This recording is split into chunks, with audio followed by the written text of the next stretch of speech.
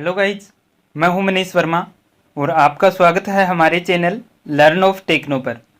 Dear friend, आज ही हमारा theory का सेशन है। इससे पहले भी हमारी 3 से 4 क्लासें हैं, वो हो गई है क्वेश्चन आंसर की। तो इससे पहले का वीडियो अगर आपने नहीं देखा है तो डिस्क्रिप्शन में आपको लिंक मिल जाएगा, वहाँ से आप इससे पहले का वीडियो वो देख सकते हैं। आजकल क्या ज़्यादातर एग्जाम है वो ऑनलाइन टाइप के रहते हैं, तो उनमें क्या आपको ऑप्शनल टाइप के क्वेश्चन है वो देखने के लिए मिलते हैं।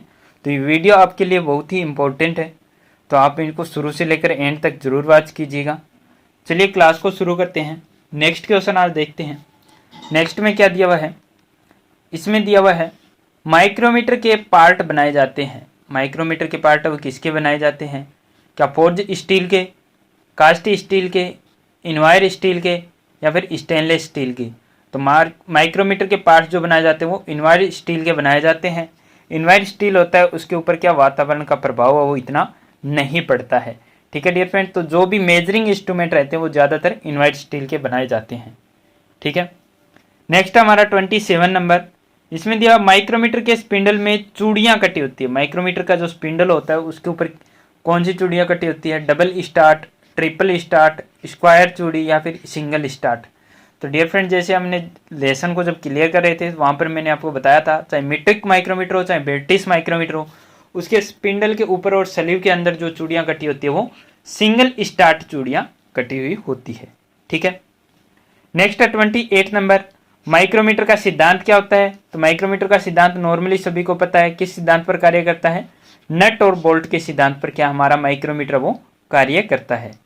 सेफ माइक्रोमीटर उसे कहते हैं। अब सेफ माइक्रोमीटर वो किसे कहते हैं? कौन सा माइक्रोमीटर होता है जिसे हम सेफ माइक्रोमीटर बोलते हैं?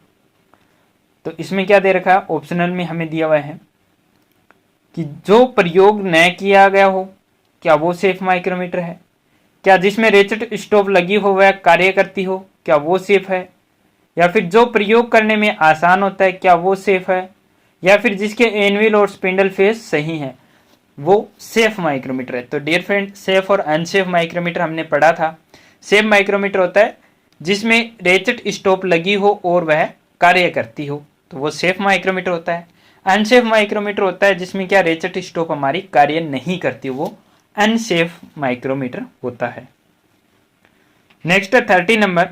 इसमें है माइक्रोमीटर के स्पिंडल व एनविल के फेस बने होते हैं। माइक्रोमीटर का स्पिंडल और एनविल के फेस के ऊपर एक टिप लगी हुई होती है, वो किसकी होती है? क्या कार्बाइड की टिप होती है, इनवा स्टील की टिप होती है, स्टेनलेस स्टील की होती है या कार्बन स्टील की? तो नॉर्मली सभी को पता रहता है, बहुत बार हमने पढ़ लिया किसकी, कार्बाइड की टिप लगी होती है स्पिंडल और एनविल के फेस पर। ठीक है, नेक्स्ट है मीट्रिक माइक्रोमीटर का लिस्ट काउंट कितना होता है? क्या 1/1000 mm, 1/100 mm, 1 माइक्रोन या फिर 1/50 mm?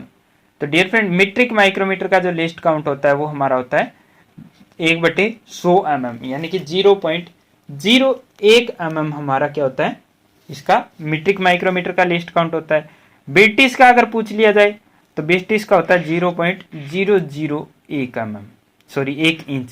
ठीक है, नेक्स्ट है माइक्रोमीटर में जब धनात्मक त्रुटि होती है तब, माइक्रोमीटर में क्या होता है, पॉजिटिव एरर होती है तब थिम्बल की जीरो बेरल या स्लीव की डेटम लाइन से आगे होती है। क्या पॉजिटिव एरर होती है तब थिम्बल की जीरो है वो बेरल या स्लीव की डोटम लाइन से आगे निकल जाती है? या फिर इसमें आगे ऑप्शन क्या दिया हुआ है, आगे देख लेते हैं इसमें कौन से ऑप्शन दिए हुए हैं। या फिर थिम्बल की जीरो है वो स्लीव की जीरो के सीध में होती है, क्या तब होता है? या फिर थिम्बल की जीरो स्लीव की डोटम लाइन से पीछे होती है तब हमारी पॉजिटिव एरर होती है? या फिर इनके होने से माइक्रोमीटर कम माप देता है? तो पॉजिटिव एरर होती है कब, जब थिम्बल की जीरो स्लीव की डेटम लाइन से पीछे होती है। स्लीव की डेटम लाइन से क्या रहती है, पीछे रह जाती है, तब क्या होता है हमारा माइक्रोमीटर में क्या होता है, पॉजिटिव एरर होता है, धनात्मक त्रुटि होती है। माइक्रोमीटर में ऋणात्मक त्रुटि जब होती है तब, जब थिम्बल की जीरो बेरल या स्लीव की जीरो या डेटम लाइन से आगे होती है, आगे निकल जाती है, तो क्या होती है हमारी नेगेटिव एरर होती है, ऋणात्मक त्रुटि मानी जाती है। ठीक है, नेक्स्ट है हमारा 34 नंबर।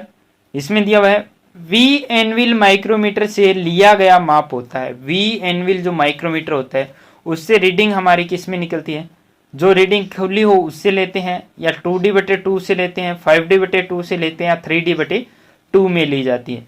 तो वी एनविल माइक्रोमीटर से लिया गया माप होता है वो 3D/2 में लिया जाता है। ठीक है, जितना उसका डायमीटर होता है उसको 3 से गुणा करके क्या करते हैं, 2 का भाग देते हैं, तब हमारा क्या है, सही माप निकल कर आता है। ठीक है, यानी कि बिल्कुल ही आसान क्वेश्चन है। अगर आपने पीछे से चैप्टर क्लियर करके आए हैं तो बिल्कुल आपके लिए कोई भी क्वेश्चन है वो हार्ड नहीं लगेगा आपको। सारे क्वेश्चन है वो आपको बिल्कुल ही आपको नॉर्मल लगेंगे, क्योंकि मैंने बहुत ही क्लियरली आपको बताया है पीछे जो हमने लेसन क्लियर किया वहां पर। नेक्स्ट है 35 नंबर, स्क्रू थ्रेड माइक्रोमीटर से चूड़ी का खालिस्तान चेक होता है। स्क्रू थ्रेड माइक्रोमीटर होता है, उससे चूड़ी का क्या बाह्य व्यास चेक करते हैं, क्या रूट डायमीटर चेक करते हैं, क्या पिच चेक करते हैं, या फिर प्रभावित व्यास चेक करते हैं, इफेक्टिव डायमीटर चेक करते हैं। तो हमारा जो स्क्रू थ्रेड माइक्रोमीटर होता है उसके द्वारा हम क्या चेक करते हैं, तो स्क्रू थ्रेड माइक्रोमीटर के द्वारा हम प्रभावित व्यास, इफेक्टिव डायमीटर या पिच डायमीटर चेक करते हैं। प्रभावित व्यास होता है, इसको क्या पिच डायमीटर भी बोलते हैं, इफेक्टिव डायमीटर भी बोला जाता है। ठीक है, नेक्स्ट है 36 नंबर, ट्यूब माइक्रोमीटर से चेक होता है। ट्यूब माइक्रोमीटर से क्या चेक करते हैं, पाइप का बाहरी व्यास चेक करते हैं, पाइप का अंदर का व्यास, पाइप की मोटाई या पाइप की लंबाई। तो ट्यूब माइक्रोमीटर होता है, उसके द्वारा हम क्या चेक करते हैं, पाइप की मोटाई चेक की जाती है। ठीक है, नेक्स्ट है ऑटोमोबाइल माइक्रोमीटर की विशेषता है। अब ऑटोमोबाइल जो माइक्रोमीटर होता है उसमें क्या एक अलग से एडवांटेज होता है, तो इसका अल्पतमांक 1/1000 mm होता है। इसमें 100 से 600 mm तक माप चेक होता है। यह एक समय में 2 प्रणालियों में माप देता है, या फिर इसकी एनविल रिप्लेसेबल होती है, जिससे एक ही माइक्रोमीटर से 100 mm की रेंज में माप ले सकते हैं। तो डियर फ्रेंड हमारा क्या सही होगा, ऑटोमोबाइल माइक्रोमीटर की क्या विशेषता हमारी रहती है, तो डियर फ्रेंड क्या रहती है, इसकी एनविल रिप्लेसेबल होती है, जिससे एक ही माइक्रोमीटर से 100 mm की रेंज तक माप वो ले सकते हैं। डी आंसर इसमें हमारा करेक्ट हो जाता है। ठीक है डियर फ्रेंड, आगे देख लेते हैं। आगे है इसमें 38 नंबर, इसमें क्या दिया हुआ है, 38 नंबर में दिया हुआ है फ्लेंज माइक्रोमीटर से सपर गियर में खालिस्तान चेक होता है। जो हमारा फ्लेंज माइक्रोमीटर होता है उससे सपर गियर में हम क्या चेक करते हैं, क्या कोर्डल थिकनेस चेक करते हैं, क्या अडेंडम चेक करते हैं, क्या फिर डिडेंडम चेक करते हैं, या फिर पिच चेक करते हैं। तो हमारा फ्लेंज माइक्रोमीटर होता है, उससे हम सफर गियर का कोर्डल थिकनेस है वो चेक की जाती है। ठीक है, नेक्स्ट है 39 नंबर, 3 पॉइंट इंटरनल माइक्रोमीटर से खालिस्तान मिलीमीटर तक व्यास के सुराख मापे जाते हैं।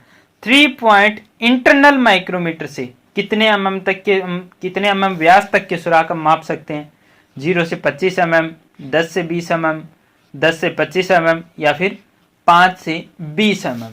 तो 3 पॉइंट इंटरनल माइक्रोमीटर होता है, उसकी मिनिमम रीडिंग और मैक्सिमम रीडिंग हमें पता होनी चाहिए कि कम से कम और अधिकतम वो कितना माप सकता है। तो डियर फ्रेंड वो कम से कम है वो 10 mm का माप सकता है, और अधिक से अधिक 20 mm की रीडिंग है वो दे सकता है, यानी कि 10 से 20 mm तक के व्यास के सुराख है वो उसके द्वारा मापे जा सकते हैं।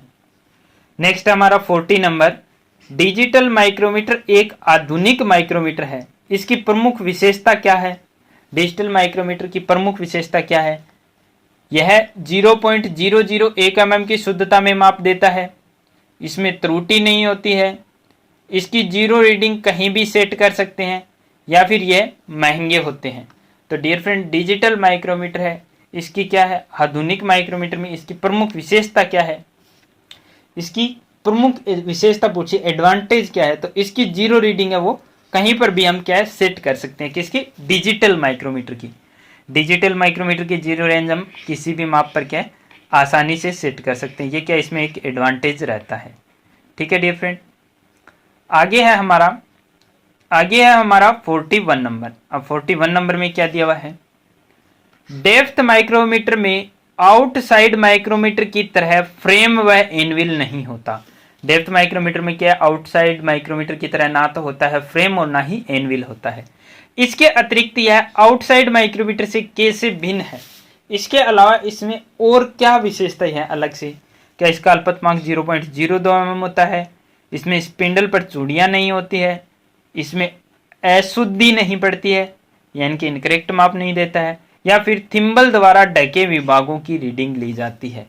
तो क्या हो जाएगा इसमें, डी आंसर हमारा करेक्ट हो जाएगा। इसमें जितने भाग थिम्बल के द्वारा ढक लिए जाते हैं वही क्या इसकी रीडिंग, एक्चुअल रीडिंग है वो मानी जाती है। लेकिन हमारा आउटसाइड माइक्रोमीटर होता है, उसमें क्या होते हैं, जितने भाग हमारे थिम्बल के द्वारा या थिम्बल से आगे खुले रहते हैं उनके द्वारा आउटसाइड माइक्रोमीटर से माप ली जाती है। नेक्स्ट है 42 नंबर, वर्नियर कैलिपर का सिद्धांत होता है। वर्नियर कैलिपर का क्या सिद्धांत होता है, एक ही माप के दो स्केल, मेन स्केल और वर्नियर स्केल के अंतर के आधार पर, रैंक और पिनियन के आधार पर, सपर गियर और पिनियन के आधार पर, या फिर नट और बोल्ट के आधार पर। तो वर्नियर कैलिपर का सिद्धांत होता है हमारा एक ही माप के दो स्केल, मेन स्केल और वर्नियर स्केल के अंतर के आधार पर क्या हम रीडिंग लेते हैं। नेक्स्ट है हमारा 43 नंबर। 43 नंबर में क्या दिया हुआ है, 43 नंबर में दिया हुआ है डियर फ्रेंड हमारा, मीट्रिक प्रणाली में वर्नियर कैलिपर की शुद्धता कितनी होती है। मीट्रिक प्रणाली में वर्नियर कैलिपर वो कितनी शुद्धता में माप सकता है, 1/1000 mm, 2/100 mm, 1/100 mm, या फिर उपरोक्त में से कोई नहीं। क्या पूछा है, मीट्रिक प्रणाली में वर्नियर कैलिपर की लिस्ट काउंट पूछी गई है। तो मीट्रिक प्रणाली में वर्नियर कैलिपर की हमारी जो लिस्ट काउंट होती है वो कितनी होती है, 0.02 mm तक मापता है, यानी कि 2/100 mm। ठीक है, 2/100 mm की रीडिंग में क्या है माप सकता है। डायल कैलिपर का सिद्धांत क्या होता है, लीड और पिच का सिद्धांत, नट और बोल्ट के सिद्धांत, एक ही माप के दो स्केलों के अंतर का सिद्धांत, या फिर रैंक और पिनियन का सिद्धांत। तो जो हमारा डायल कैलिपर होता है उसका क्या सिद्धांत होता है, तो डियर फ्रेंड डायल कैलिपर का हमारा सिद्धांत होता है वो रैंक और पिनियन के सिद्धांत पर क्या करता है, कार्य करता है। रैंक पर क्या कटे होते हैं, दांते कटे होते हैं, दांतों के द्वारा एक गरारी जुड़ी होती है जिसको क्या पिनियन गरारी बोलते हैं। तो रैंक और पिनियन के सिद्धांत पर क्या हमारा डायल कैलिपर है वो कार्य करता है। डायल कैलिपर से हम क्या 0.01 mm तक की शुद्धता में क्या है माप वो ले सकते हैं। ठीक है, नेक्स्ट है डायल कैलिपर का लिस्ट काउंट में नहीं मिलता है। डायल कैलिपर वो किस लिस्ट काउंट में नहीं मिलते, 0.1 mm, 0.01 mm, 0.02 mm, या फिर 0.05 mm। तो इसमें क्या पूछा, लिस्ट काउंट में नहीं मिलते हैं। तो 0.1 mm के लिस्ट काउंट में नहीं मिलते हैं, बाकी 0.01 लिस्ट काउंट में भी मिलते हैं, 0.02 लिस्ट काउंट में भी मिलते हैं, और 0.05 mm के लिस्ट काउंट में हमारे क्या है डायल कैलिपर है वो नॉर्मली मिलते हैं। ठीक है, नेक्स्ट देख लेते हैं 46 नंबर। नेक्स्ट क्या है 46 नंबर, इसमें क्या दिया हुआ है, 46 नंबर में दिया हुआ है वर्नियर कैलिपर निम्न में से किस धातु का बनाया जाता है। वर्नियर कैलिपर है वो किस धातु का बनाया जाता है, फोर्ज स्टील का, कास्ट स्टील का, स्टेनलेस स्टील का, या फिर हाई कार्बन स्टील का। तो वर्नियर कैलिपर है वो डियर फ्रेंड हमारा किसका बनाया जाता है, स्टेनलेस स्टील का हमारा वर्नियर कैलिपर है वो नॉर्मली बनाया जाता है। नेक्स्ट है 47 नंबर, वर्नियर की डेप्थ बार अटैचमेंट जुड़ी होती है। वर्नियर के अंदर जो डेप्थ बार लगी होती है वो किसके साथ जुड़ी होती है, फिक्स जा के साथ, मूवेबल जा के साथ, वर्नियर स्केल के साथ, या फिर फाइन एडजस्टमेंट स्क्रू के साथ। तो डियर फ्रेंड हमारी वर्नियर की जो डेप्थ बार होती है वो क्या करती है, आगे पीछे स्लाइड करती है, यानी कि कम ज़्यादा गहराई के अनुसार उसको खोल सकते हैं। तो मूवेबल जो है उसके साथ में वो क्या होती है अटैच रहती है, जुड़ी हुई रहती है। ठीक है, नेक्स्ट है 48 नंबर, इस की का निचला भाग है वो वक्राकार बना होता है जो शाफ्ट से मैच करता है, इसे कहते हैं। नीचे का भाग क्या होता है, वक्राकार बना होता है जो शाफ्ट से मैच करता है। तो वक्राकार बना होता है, शाफ्ट से मैच करता है। तो हमारा ध्यान कहां पर जाना चाहिए, सबसे पहले हमारा माइंड जाना चाहिए डियर फ्रेंड कहां पर, सैडल की पर। किस पर जाना चाहिए, सैडल की पर, क्योंकि उसका नीचे का भाग है वो वक्राकार भी है और शाफ्ट के साथ क्या मैच कर रहा है, शाफ्ट के अंदर नहीं जा रहा है। अब शाफ्ट के साथ मैच कर रहा है यानी कि सैडल की हो गया। अब नीचे से क्या है वक्राकार है तो होलो सैडल की होता, अगर नीचे से फ्लैट होता तो फ्लैट सैडल की होता। तो इसमें क्या हो जाएगा हमारा होलो सैडल की आंसर है वो करेक्ट हो जाएगा। ठीक है, नेक्स्ट है 49 नंबर, इस की को फिट करने के लिए शाफ्ट को फ्लैट किया जाता है। अब इस की को कौन सी की होती है जिसे फिट करने के लिए शाफ्ट को फ्लैट किया जाता है, तो वो कौन सी होती है, फ्लैट सैडल की हमारी होती है। कौन सी होती है, फ्लैट सैडल की होती है, जिसको क्या शाफ्ट को फ्लैट करके क्या उस पर अटैच किया जाता है या उसके ऊपर लगाया जाता है। ठीक है, नेक्स्ट कौन सा है, नेक्स्ट हमारा डियर फ्रेंड 50 नंबर। इसमें क्या दिया हुआ है, प्राय टेपर की में टेपर बनी होती है। जो हमारी टेपर की होती है वो कितने टेपर में बनी होती है, 1:100 के टेपर में, 1:10 के टेपर में, 1:50 के टेपर में, या फिर 1:500 के टेपर में। तो प्राय जो टेपर की हमारी जो बनी होती है वो डियर फ्रेंड 1:100 के टेपर में बनी हुई होती है। ठीक है, आज की वीडियो में बस इतना ही। वीडियो अगर आपको अच्छा लगता है तो ज़्यादा से ज़्यादा आप इसे शेयर कर दीजिएगा। ठीक है, बाकी के क्वेश्चन आंसर हम देखेंगे नेक्स्ट वीडियो में। नेक्स्ट वीडियो में ये सारे क्वेश्चन है वो हमारे क्लियर हो जाएंगे। उसके बाद हम नया लेसन शुरू करने वाले हैं। ठीक है डियर फ्रेंड, तो अगर अभी तक आपने चैनल को सब्सक्राइब नहीं किया है तो सब्सक्राइब कर लीजिएगा। और याद रखिएगा हर शाम 6 बजे आपको मिलता है एक नया क्वेश्चन हमारे क्वेश्चन क्विज में, और उस क्वेश्चन का आंसर है वो आपको नेक्स्ट डे वाले क्वेश्चन के साथ में मिल जाता है। ठीक है, इसके बाद में शाम को 8 बजे आपको मिलता है एक नया वीडियो ओनली ऑन हमारे चैनल पर, जो रहता है ITI से रिलेटेड। ठीक है डियर फ्रेंड, जो क्या रहता है ITI से रिलेटेड रहता है, जिसमें आपको थ्योरी और ड्राइंग की क्लासें अभी मिल रही है। जल्दी मैथ की क्लासें भी आपको हमारे चैनल पर देखने के लिए मिल जाएगी, जिसमें आपको कुछ पर्टिकुलर क्वेश्चन है वो देखने के लिए मिलेंगे। इसके अलावा ITI से रिलेटेड यानी कि टेक्निकल जॉब रिक्वायरमेंट की वीडियो मिल जाती है। साथ में टेक्निकल कोई भी नोटिस आता है गवर्नमेंट की तरफ से, उसकी जानकारी आपको जल्द ही प्रोवाइड करवा दी जाएगी हमारे चैनल के द्वारा। ठीक है dear friend, wish you all the best.